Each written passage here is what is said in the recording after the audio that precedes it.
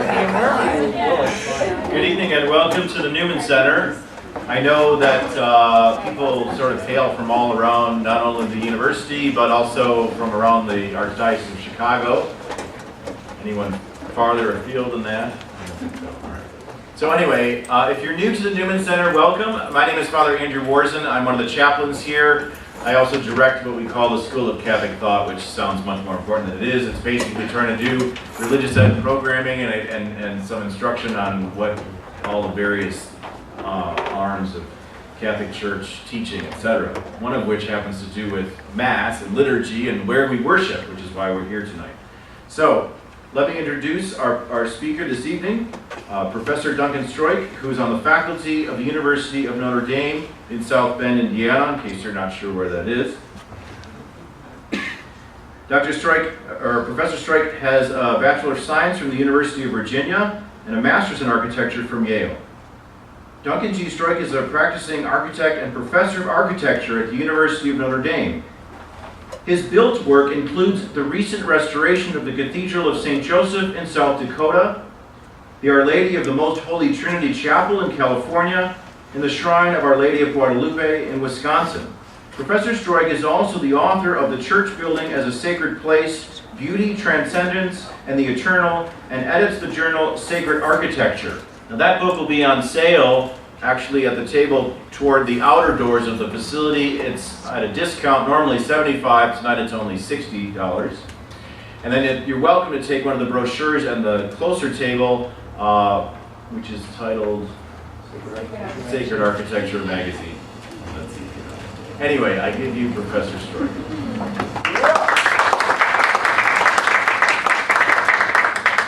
Thank you, Father. Great to be here. I have many friends who studied architecture at UIC. And how many are students here? How many are something else here? Great, everybody's here. Everybody's something, except for me. Anyway, I love being in academia, and I love being a professor because we get to be in school for the rest of our life. And some of you only get to be there for 4, 6, 8, 10 years, so it's kind of fun. But no, I also want to say how pleased I am to be here because I love being involved with college and college students and with Newman Centers. And I think they're such an important part of America and of the faith in America and of the rich intellectual life that's promoted. So I want to thank Father Andrew for all that he does here and others who are here, and a beautiful Mass and music. And you're really, now I hear there are more Catholic students at UIC than at Notre Dame. I hear there's like 13,000 students who are Catholic at UIC, and we only have about, I don't actually know how many we have, we probably have 11,000 or something like that. So that's an amazing thing. So a very important place, the John Paul II Center. And since we're a nice small group and we're in an academic environment, if I tell jokes, you're going to laugh, and if I ask you questions, you're going to say something, right? You're going to say, yeah, you're going to give the right answer, right? Yeah, you're going to say something. So I hope that you will, and appreciate it if you would. And oh, there we go. And I'm wondering, is it possible to turn down the lights or turn them off? If there was like one light in a corner, that would be great, but just so you can see the images. You can turn more off. You need to turn more off. Yeah, that's okay. That's good. That's more or less good. So I wanted to talk about sacred architecture tonight, and I'd like to think that this is a good topic for the college crowd, and I hope that you notice some Chicagoland churches because you have we have a great tradition of churches in Chicago, and I borrowed many of these images from a wonderful book by Dennis McNamara called Heavenly City, which is all about the great tradition of churches, and has phenomenal photographs and wonderful essays on your churches here. And I hope while you're at USC you might find time to explore. So, an architecture of pilgrimage and transcendence. So it's an interesting time to talk about Catholic architecture or sacred architecture in general, because on the right you see a proposal for a new cathedral in the south, and it looks fairly classic or traditional. On the other hand, we have a major undertaking in California, where, do you know that building, Crystal Cathedral? This is one of the first quote-unquote mega-churches that was built by a famous Protestant pastor and evangelist, Reverend Schuler, not far from Disneyland, and it's this famous glass church that he called the Crystal Cathedral. It's not a cathedral, it's not crystal, but he called it the Crystal Cathedral. And believe it or not, the Diocese of Orange has bought this building and a large piece of property for about $50 million, and they're going to try to renovate that into a Catholic cathedral. So the Crystal Cathedral will actually become a cathedral. Now, whether it will really look like a cathedral is anybody's guess. But it's an interesting time to talk about sacred architecture, because there's very different things going on at the same time. Very different things. There's not just one point of view. And frankly, you all, many of you, if you haven't already, many of you will have something to do with renovations or building churches in your lifetime. So I hope you will, just like when you're offered to go be on a jury and you say, great, I want to be on that jury, I hope that you'll seize that opportunity.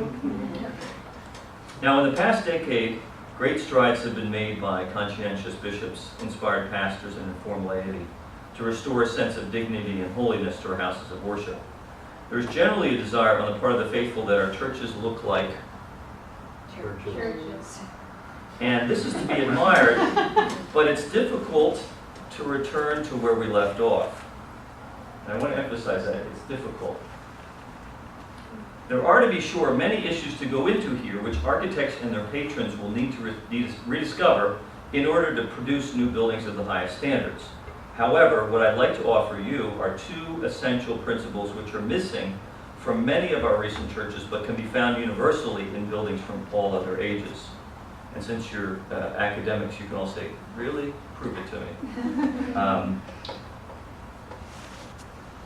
So I'd like to talk about two principles. The first is that our churches should be an architecture of pilgrimage. Why? From the earliest times, Christians have made pilgrimages to the Holy Land, to go to the place where Christ lived, where he called his disciples, and where he suffered and died and rose again, and where the early Christians gathered. And so from the earliest times, we made pilgrimages to the Holy Land, and we tried to experience these holy places. That's why we call them the Holy Land. The other place, of course, that Christians went to, not so much from day one, but maybe from day 2 or day 3, was the Eternal City, the holy city of Rome. And of course, that was the city of Peter and Paul, and Peter as the first bishop of Rome. And so, and this is where both of them were martyred. And from earliest times, we have records that people would actually visit their tombs and pray near the tomb of Peter and Paul, and then later on try to be buried near them. So if you had a chance to be buried near the tomb of Peter, would you go for it? Oh yeah. So, and that's what we did. So to be buried near there, to make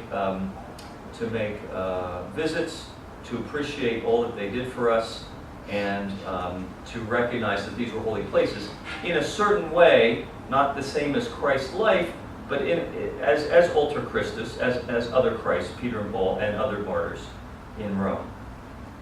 So, on the one hand, if you've has anybody ever made a pilgrimage? Have you ever gone on pilgrimage to a shrine? Have you ever done that? And there's usually like a beautiful place, maybe beautiful landscape, and then always the most important thing is there's the 7 sacraments and of course the gift shop. And then there's usually some good food. So if you do go on pilgrimage, and I encourage all of us to do that, we do them to come closer to God. These pilgrimages are microcosms of our life in general, and our whole life is a journey towards.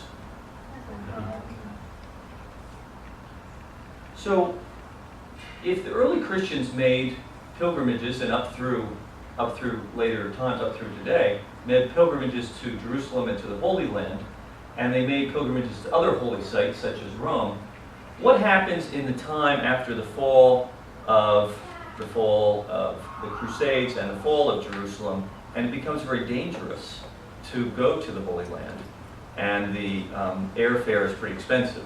Talking in the 15th century, and it's dangerous to get there, as you know. It's always been dangerous to get there, but there are some times that are particularly dangerous because you cannot be assured that once you get there that you'll be protected. So, interestingly, a Franciscan friar, who you know, the Franciscans are the ones who are the protectors of Jerusalem, of the Holy Land.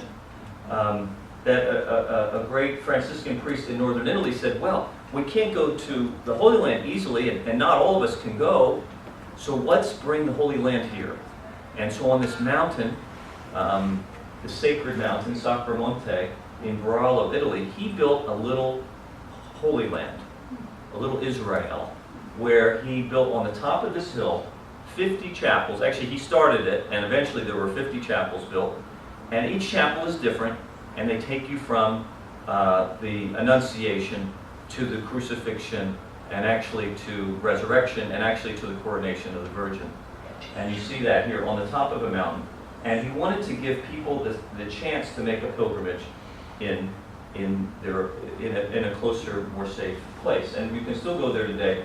I took my children there for my 25th wedding anniversary, and they loved it. And there are all these chapels, and you can pray at each chapel, and you can look inside, and there's the images with kind of full-scale sculptures of the images of the saints and of Christ's life and the things that happen, including a wonderful moment where you can actually go into the tomb of the Holy Sepulchre, and you have to stoop down and kind of almost bend down to get into it.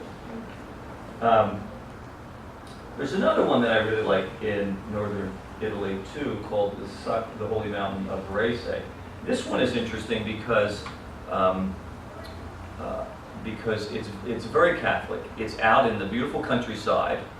There are 15. There are triumphal arches and other wonderful things. The road is wide because the road is wide to heaven, right? The gate is wide and the road is wide. No, kidding. And there are 15 chapels, and at the top there's this wonderful church. You see the diorama here of Christ being found in the temple, and of course at the top of the pilgrimage, and this is a serious pilgrimage to walk up this hill. At the top there's this wonderful church where you can go to confession or the liturgy, and then of course afterwards there is gift shop, and after the gift shop, good restaurants. So very Catholic. And of course this one is interesting because there are 15 chapels.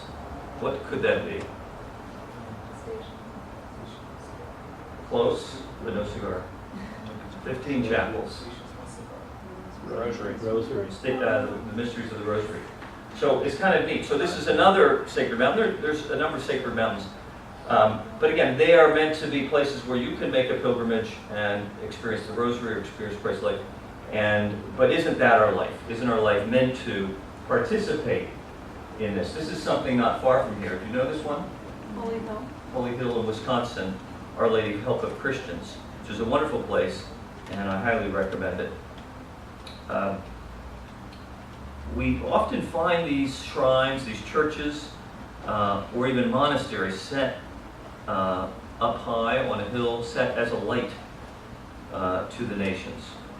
And the Catechism talks about this. In its earthly state, the church needs places where the community can gather together. Our visible churches holy places are images of the holy city, the heavenly Jerusalem, toward which we are making our way on pilgrimage. So all of us are on pilgrimage. Our church buildings should reflect and ennoble our pilgrimage on this earth. They should, in conscious and unconscious ways, mark that journey for us, from birth to death, from baptism to marriage or holy orders. They should mark our joys and our tribulations, our failures and our accomplishments, from sin to holiness, earth to heaven. Set up along a longitudinal axis, the building both visually and experientially maps out the church's journey towards the promised land. There's clear direction and ultimate completion, though we do not fully experience it in this life. Now, the Catechism says this about a church building. The church has an eschatological significance. To enter into the house of God, we must cross a threshold, which symbolizes passing from the world wounded by sin to the world of the new life to which all men are called. The visible church is a symbol of the Father's house, toward which the people of God is journeying, and where the Father will wipe every tear from their eyes. And I'd like to suggest to you this idea of a threshold, which is so crucial on the outside of the church, is something that we can think of in a number of ways, to think about thresholds as we proceed from the world to the sacred, from sin to righteousness. There's actually a series of thresholds, and again, to emphasize this idea of journey or pilgrimage, and as we traverse. So essentially, we rise upward through stairs, through arches, through materials, and through iconography. You may know C.S. Lewis, who writes that we are called to go further up and further in. This is the inside of that same church. Do you know that church? What is it? It says it right there, doesn't it? Cathedral in St. Louis, one of our top 10 cathedrals in this country. As part of this journey across thresholds, there are two issues that I'd like to mention. First is orientation, moving in a direction towards the Orient, the East, the second coming, moving as a body with our head, arms, torso, and legs.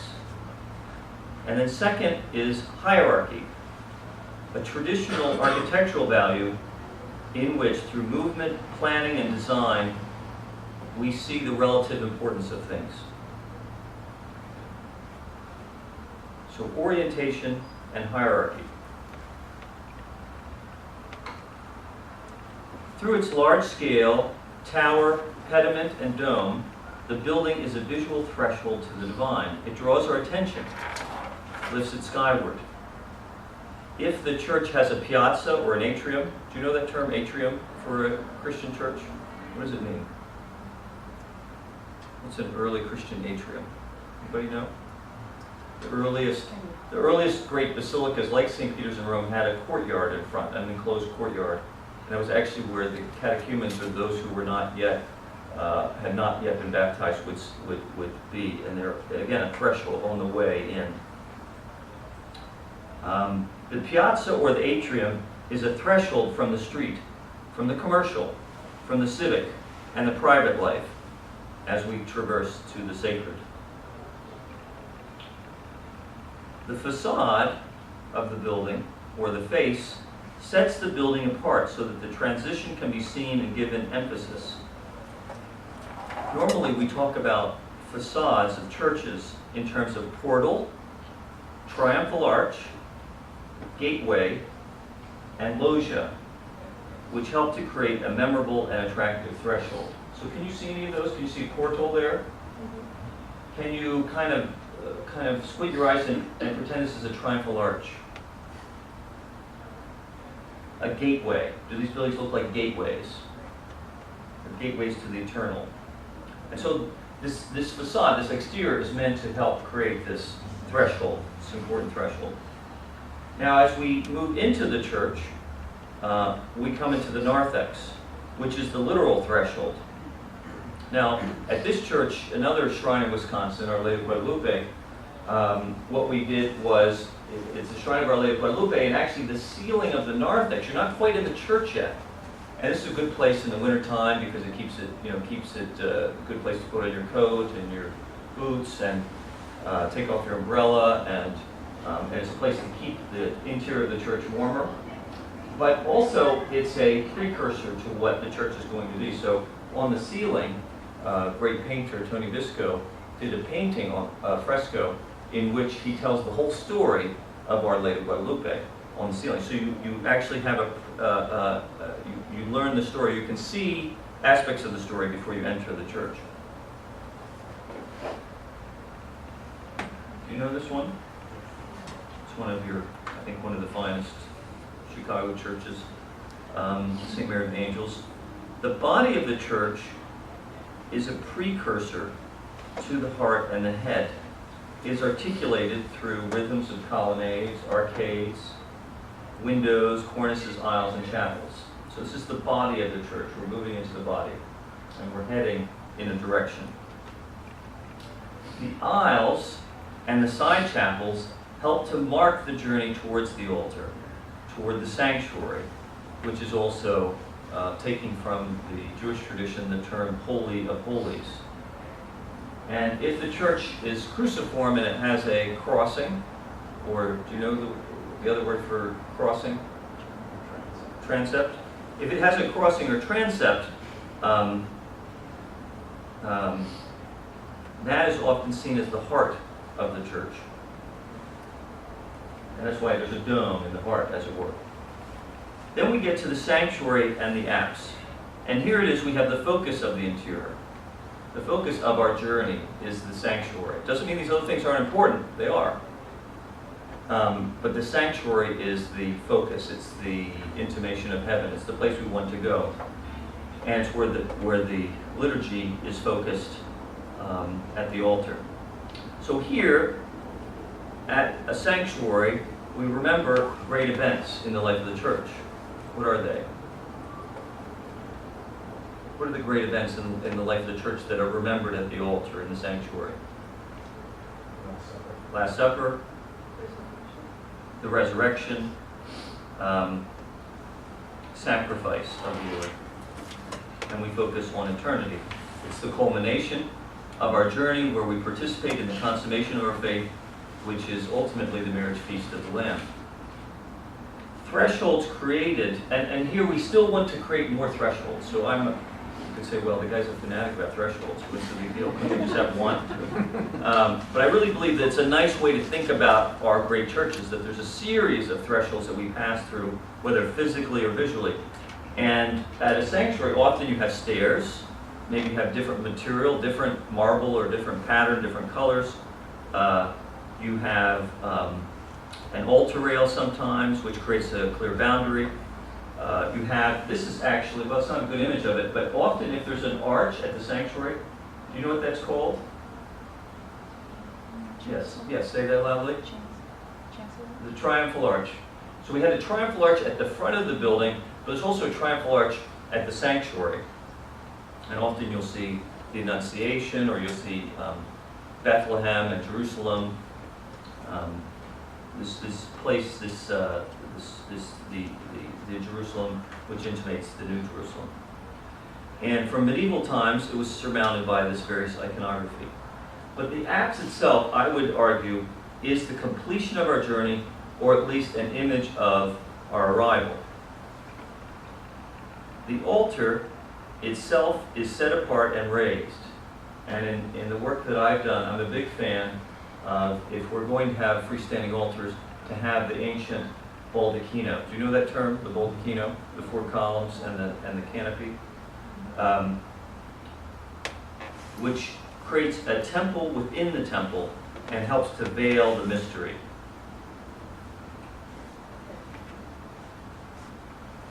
And then, of course, the all-important tabernacle, which can be on its own altar or shrine, and it is often placed up on steps and to give it honor and glory. And why is the tabernacle so important, and why have we seen a resurgence of belief in in Eucharistic devotion and adoration that you have here tomorrow, right? And I think one of the great people who really sponsored that, except for, who was that? Great Pope? John Paul the Great. John Paul the Great was one of the first things he did when he became the Bishop of Rome was to promote adoration in the side chapels of the great churches in Rome, and that was many years ago. But we're part of that now, and we were all beneficiaries of what he did. His successor, Benedict XVI, has this to say about the tabernacle. He writes, "The more the church grew into the Eucharistic mystery, the more she understood that she could not consummate the celebration of communion within the limited time available in the Mass. When thus the eternal light was lit in the church and the tabernacle installed beside the altar, then it was as if the bud of the mystery had opened, and the church had welcomed the fullness of the Eucharistic mystery. The Lord is always there. The church is not just a space in which something sometimes happens early in the morning, or at 5:15, while for the rest of the day it stands empty, unused. There is always the church in the church building, because the Lord is always giving himself, because the Eucharistic mystery remains present, and because we, in approaching it, are always included in the worship of the whole believing, praying, and loving church." Distance and depth. How does one indicate in a limited space of only 100 feet, or 200 feet, or 300 feet, much less your chapel, which is only about 50 feet in length? How can we express our journey and pilgrimage on this earth? There is clarity through movement. As we move closer, the church reveals itself. As we traverse the nave toward the Holy of Holies, we prepare ourselves for coming in contact with the divine. It is said that distance makes the heart grow. Amen. And this is a good distance because it reminds us of who we are, and it reminds us of who God is. Being grafted into the body of Christ, we receive Christ in the Eucharist, yet because of his perfection and omnipotence, God is still other. And by our free will, we continue to choose to be distant from him. The use of distance can assist us in saying, "How awesome is this place? This is the house of God and the gate of heaven." Distance is also connected with the idea of liturgical or devotional processions, which remind us of the processions and journeys in the life of Christ, most especially the entry into Jerusalem and the road to Golgotha. Thus, it is natural that in recent centuries, our interior pilgrimage would be supported iconographically by Stations of the Cross along our walls or arcades of our churches. So we started out talking about, making a pilgrimage to Jerusalem or to Rome or to these other great places, but in a sense, all of our churches, aren't they? All of our churches are shrines. They're an experience of Christ's death and resurrection. They're an experience of the mysteries of the Rosary. And so how can we do that? And the stations are one way to do that. Have you ever noticed the way that the stations are arranged? They're not arranged as you enter the church from the back to the front. Have you noticed that? How are the stations arranged? Yes, good, in a circle. So it's a circular arrangement, and it should start actually at the altar. As we experience Christ's passion or remember his passion, we start at the altar and we return to the altar, don't we? And they're done in a semicircular way and a counterclockwise way, which is counterintuitive for Americans at least. Everything should be clockwise, I would think. But probably is an ancient custom that actually comes from Roman ritual processions. Now, what's interesting is that because of this desire to move, so you have a church and you move in a semicircular manner inside of a church or even in a little chapel, what if we could stretch it out and make it bigger? We can't quite build 14 chapels maybe on the grounds of UIC, or at a lot of places we can't afford that. But you see that the desire to have 14 stations outside. And again, to kind of remember the Via Crucis that happened in Jerusalem for Christ as he walks towards his death and our salvation. So, pilgrimage, procession. I hope you can see, if that's important, that there's a logic in the great tradition of a rectangular nave that's longer than it is wide, with a central aisle, not just for weddings, central aisle, which expresses the same ideal of procession during and outside of the liturgy. Those things which can happen along our journey, especially our journey into the church, we start with, if we're trying to become Christians, what do we start with? Baptism is our entry. And so when we enter churches today, what do you do to remember your baptism?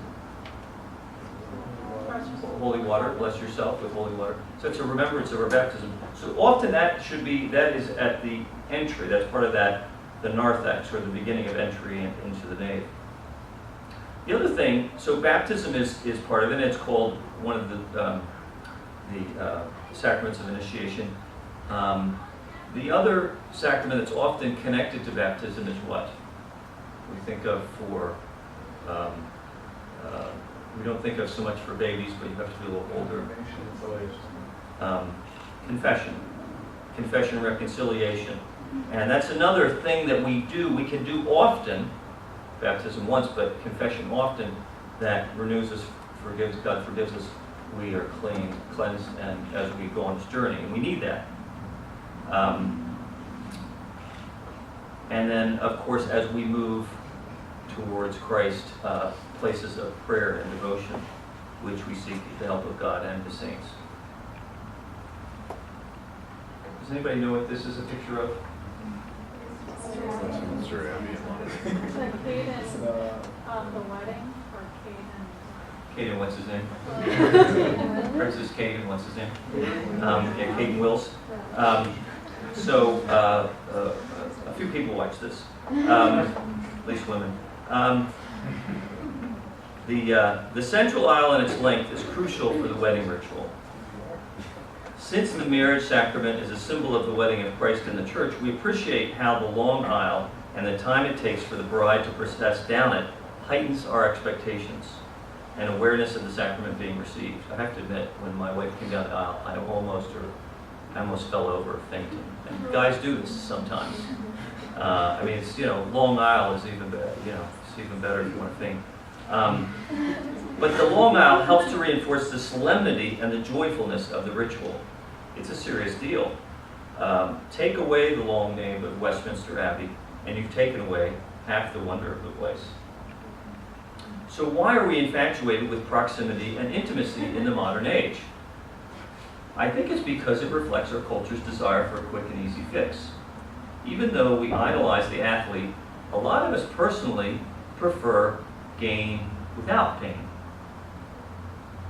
When our churches respond to these cultural imperatives, they enable us to maintain our self-centered world in which there's no need for pilgrimage since we've already arrived, right? And that would be what I think of a lot of modern churches are. It's all about we've already arrived, we're already there. As opposed to, no, we are still on a journey. We're still in pilgrimage. And we have a lot to do. Of course, there are contemporary forces which make proximity and intimacy in a crowd seemingly modern and attractive to us. Accustomed to the brilliance of audiovisual technology, we've come to expect bright lighting, close-up views, and the same sound quality we hear in our headphones. Along with the split-second changing action of movies and television commercials and YouTube, more than ever we desire to be entertained and to have all revealed. And yet, we need to question the benefit of our contemporary impulses and the relevance to sacred architecture. While I do not mean to reject the benefits of modern sound systems, lighting arrangements, and beloved air conditioning, and even sight lines, it's important to realize that in many cases, they are actually driving the design of churches and preventing us from building worthy houses of God. As well, what is the cost of all this technology? Is it cheap? The technology, though quickly outdated, has become a major part of our budget, siphoning money away from the architecture itself. So people often wonder, why are these beautiful churches in Chicago so nice, and we can't build stuff like that anymore? Well, they didn't have any. They had no fancy technology, first of all, and some of our churches were spending, 10% of the budget on technology, and they did not have that. They had like heating or something. I don't know why.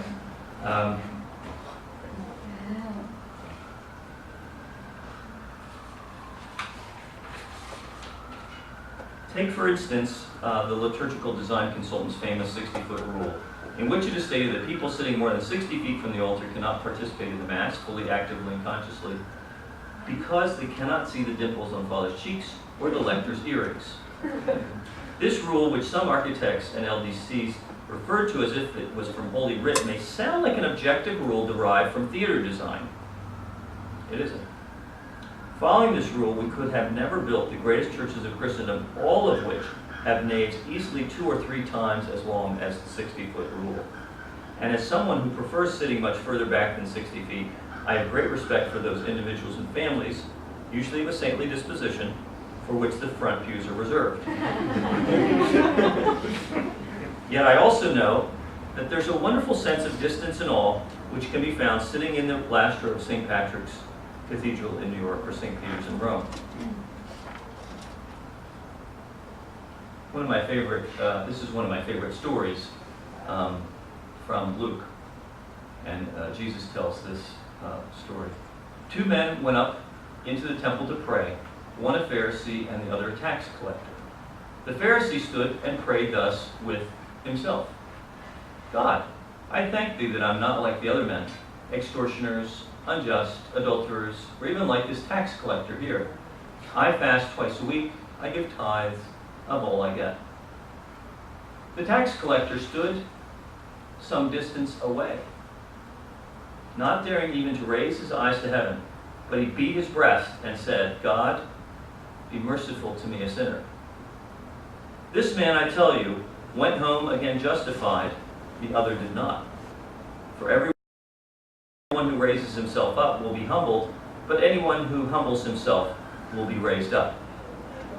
Do you think that that parable could have any relevance to this idea of the design of churches and how we think about our churches? You'd like to say no or yes? Oh, yes. No, yes. Maybe, all right. The other aspect of intimacy which mitigates against the architecture of pilgrimage is the intimacy of the assembly, wherein the community in a circular or semicircular arrangement focus in on itself. While this configuration can be energizing at an athletic event, a congress hall, or a pop music concert, it seems rather inappropriate in the temple of the Lord. In the churches in the round, which we've built a lot of in the last 40 years, there's both the sense that one is coming to both be entertained and to entertain as we seek to celebrate ourselves. This is further emphasized by the use of other theater-like elements such as sloping floors, carpeting, padded seats, preferably with cup holders, and minimal altar tables, lecterns, and limited or no iconography on the stage, quote unquote, which might distract us from the experience. Now, I do want to point out that there is this thing called the centralized type, which also occurs in the great church tradition. This is sometimes offered as the precedent for many of our recent theater churches, but it's quite different. Growing out of the Byzantine tradition and the medieval freestanding baptistries, think of like the baptistry at Pisa or Florence or even St. John Lateran, Constantine's baptistry, which are round or octagonal. The Latin church used the central type, often connected to special places of veneration such as where martyrs were buried, shrines to the Virgin, rather than parish churches. Perhaps the most famous is the Church of Santa Maria ad Martiri, Our Lady of the Martyrs, on the left, which was a conversion of the ancient temple of the Pantheon. Even though many of these buildings or constructed more for devotion than for liturgy, they have, with few exceptions, a very clear sanctuary and an apse that's set apart from the nave at the end of the main axis. Granted, these are buildings which have less a sense of pilgrimage due to their short naves, but the large domes, which are often omnipresent in their striving for perfection, express a unitary transcendence or a vertical journey towards the heavens. This type, which was particularly beloved during the Renaissance and the Baroque periods, and in general they're very wide, and therefore today very expensive to do one of these churches well. One of the finest churches of this type is on the right. Does anybody know this building? Anybody ever been there? It's another one from my top 10 list of American cathedrals. I would put St. Paul on it, even though it's you may not want to go there in like February, unless you play hockey. So the centralized and dome churches bring us to the second important principle of sacred architecture, which needs to be rediscovered. For our churches to be temples of the eternal, they need to exhibit a transcendence which comes from vertical proportions. The Renaissance architect Filarete wrote, "The ancients made their temples low because they felt that man should humble himself before the gods. And then the Christians made their churches tall, so that when a man entered it, he should raise his heart on high towards God and raise his mind and soul in contemplation of him." It seems that in the past 40 years we've returned to a pagan architecture.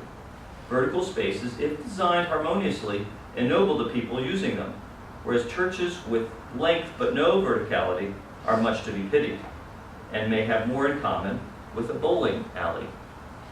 If you think of churches or other buildings which are uplifting, almost all of them have some sense of,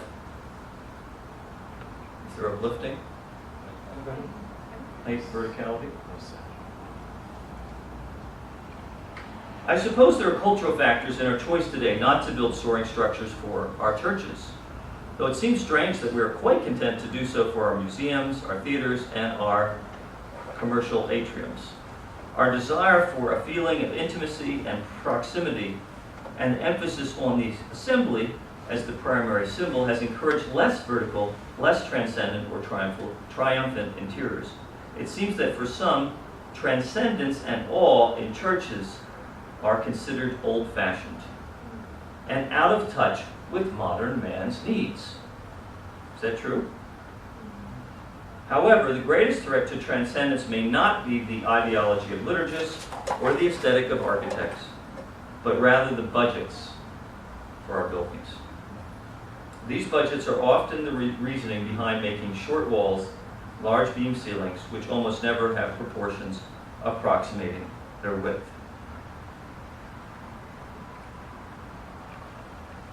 When you walk into a church for the first time, you immediately take in the whole interior. Even unconsciously, we compare the size and proportion of the nave width to the height, to the shape of the ceiling. We sense the depth of the journey, as well as the verticality, which are the two axes, the journey and the verticality, the two axes, or pointers, which work together in a sacred building. Whether a church is physically big or small, it can be made to feel transcendent or immanent, vertical or squat by its section, by its shape. Historically, our churches have ranged from heights that were, the height was equal to the width, all the way up to 3 times the width, 4 times the width, even in some great churches.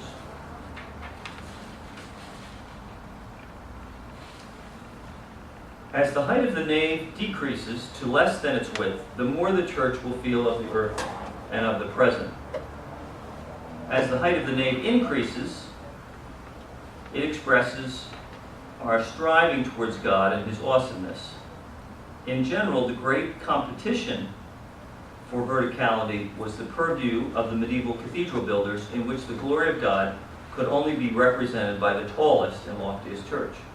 These buildings, which were often no wider than 40 feet in their central naves, could reach heights of 120 feet, which is, well, somebody here is mathematical, or there's a lot of engineers here, right? 3 times, thank you. So 3 times 2 width, that's a tall building on the left at Omnia. in France. Now, on the other hand, some Romanesque, Renaissance, and Baroque churches, though often as physically as tall as Gothic buildings, normally have wider naves. The width is wider. The height might be tall, but the width is wider. And so there's less vertical proportions. For instance, St. Peter's, this is something you should remember, St. Peter's is 150 feet tall in the nave, about 300 plus in the dome, but it's 85 feet wide. So what's the proportion?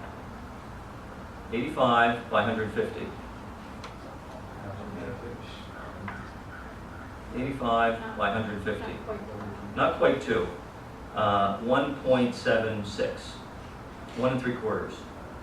That is actually lower than the tallest Gothic cathedral, which I show you here, Beauvais, which is 157 feet tall, but only 50 feet in the nave, which gets back to 1 to 3. So can you see that on the left, Beauvais? Beauvais, can you see that interior there? The heights are about the same, but the proportion is much more vertical in these great Gothic cathedrals. And that's one of the great aspects of the Gothic. Now, one of the rectors of St. Pat's in New York put it nicely when he said that while the classical churches help you pray, the Gothic churches pray for you. And when Cardinal Glennon dedicated the St. Louis Cathedral, which was a great Byzantine church, he said, Gothic architecture brings us up to God, while the Byzantine with the domes, brings us God down to us. So there's different ways to think about all this great stuff, all these great buildings.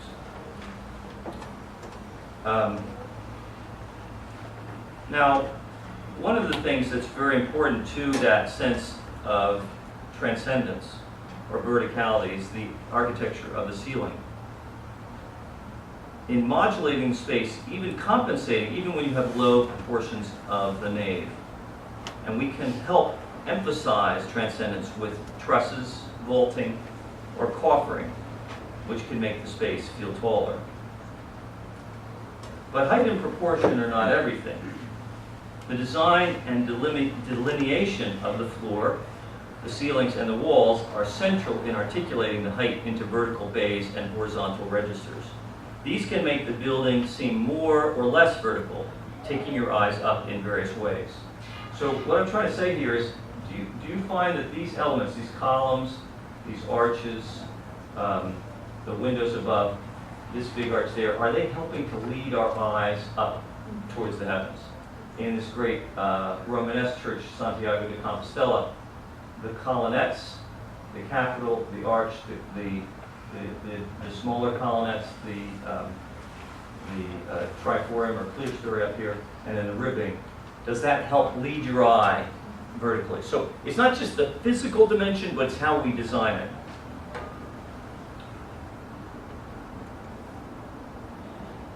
The other thing, of course, we need to talk about is light. One of the most important aspects of our churches is how does light come in to the building, and how the architecture structures that light. Whether it's stained glass or natural light, the tradition of lighting churches is that the light becomes different in a church. It should symbolize the heavenly light, through which Christ enlightens our minds, cleanses our souls, guides us on our path.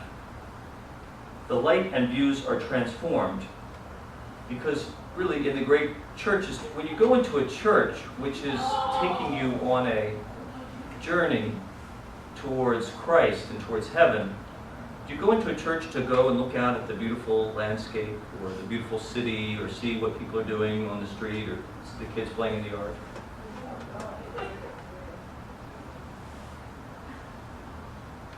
In this country, when we think of church windows, we often think of stained glass. And this is our Irish-German roots for Catholicism in this country. They were a big majority for a while. And the images of the saints and the life of Christ are painted within the church.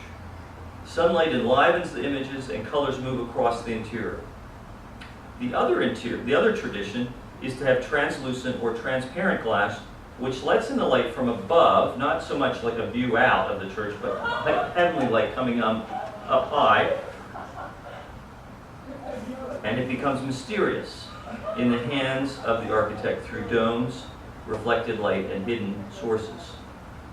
I find that in my projects it's important to emphasize this other tradition because of the actual cost of stained glass. And beautiful stained glass, which we do from time to time, you have to think about spending between $600 and $1,000 per square foot on the glass to make it beautiful.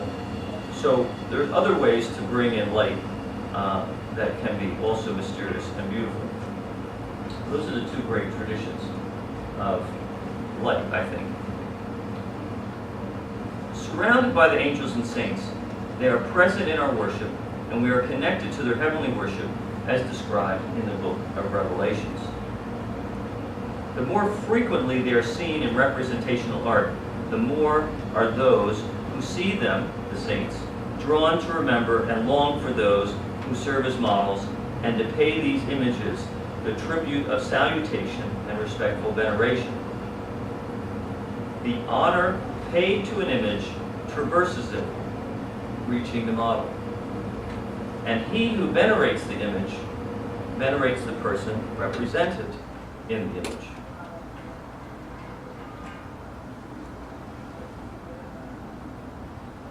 And another aspect, of course, is the dome, which is often called the dome of heaven. And how that, on the inside, can give us an intimation of the heavens at St. Peter's with images of the apostles, and then the Trinity at the apex. At this church that we did in Wisconsin, the client, Cardinal Burke, wanted to remember December 12th, 1531, and so the constellations were painted on the ceiling, the constellations that would have been seen on that day in 1531. Can you see that? The stars? So in some way, the dome is an especial image of the heavens and this idea of transcendence. And of course, they're often tall and are physically vertical.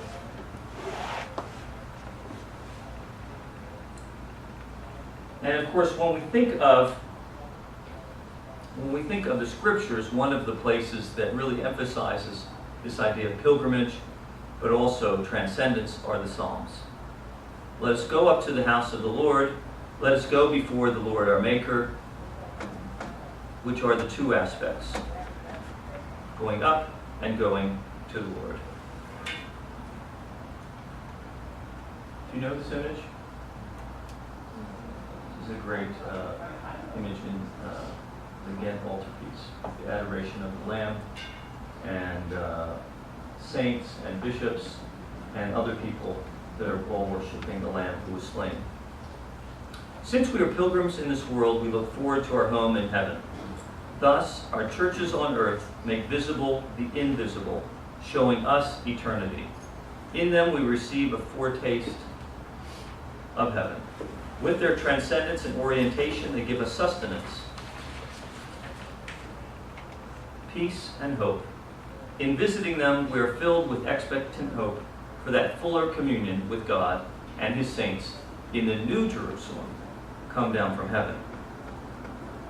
And I saw no temple in that city, for its temple is the Lord God, the Almighty, and the Lamb. And the city has no need of sun or moon to shine upon it, for the glory of the Lord is its light, and its lamp is the Lamb.